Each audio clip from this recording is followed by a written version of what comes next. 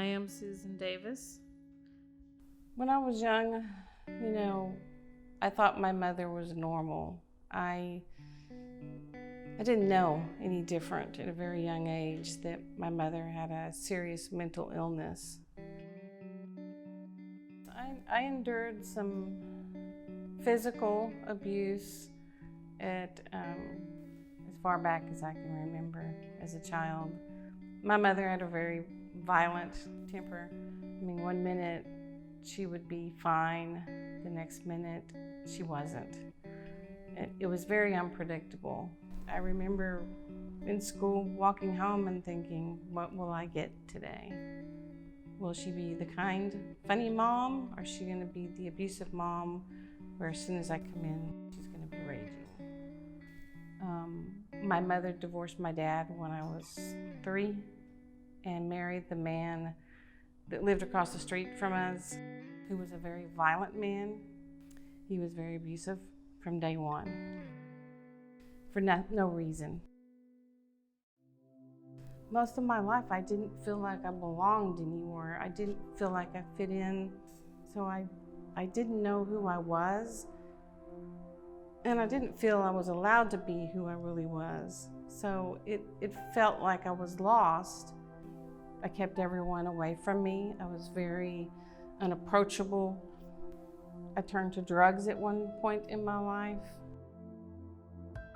I think the pivotal moment for me was as an adult. And that was a point where I had a situation with another young teenager in a parking lot. She cut me off, she pulled in the parking lot in front of me, and I jumped out of my car, went over to her car, she rolled her window down, and I physically reached in and grabbed her by the chest. And it's weird, as you're doing it, you're going, what are you doing? Why are you doing this? And I grabbed her by the chest, and then I banged on her car, and the police came. And in that moment, your whole life flashes in front of you, and you're going, what's wrong with me? Why would I attack an innocent person over a parking spot? And I realized if I didn't change who I was going to be just like my mother. One of the most helpful things that I think someone did in my journey, what's the worst that can happen to you if you speak about this trauma? Or what's the worst that can happen to you if you share in a safe place? I think that is what helped me the most because of my personality. My personality is, to run and hide. Finally, someone said, no, come out and tell me, and it's gonna be okay. And it was trust, I had to learn to trust someone.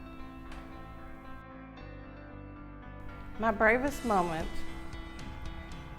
was when I went to treatment and I didn't run for the first time. I tried, numerous times I tried to run, but I didn't. And that was my bravest moment, and truly, I didn't realize it at the time, but that was the moment that was pivotal in my recovery. People used to say to me all the time, let it go. And it would make me so angry because I was like, let it go? And I didn't realize until I was really deep into therapy the meaning of let it go. They weren't telling me, like my mother had told me, you can't have any feelings, shut up and walk away.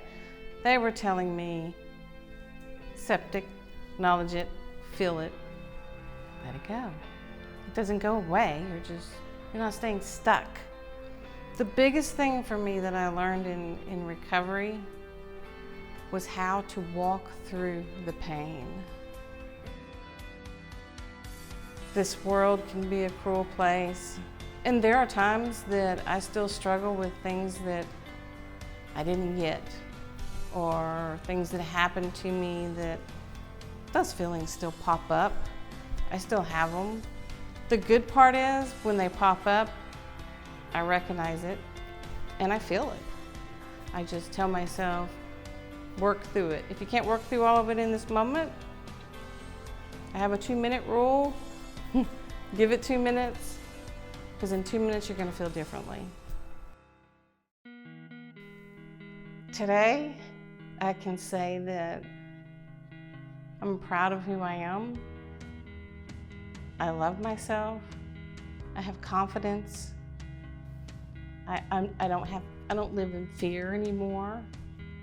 I don't have secrets anymore. My past is no longer stuck with me. I don't live every day going, oh, I'm that horrible person that was abused. Every day I know who I am, and I'm proud of who I am, and I have my own identity. And it's a great feeling.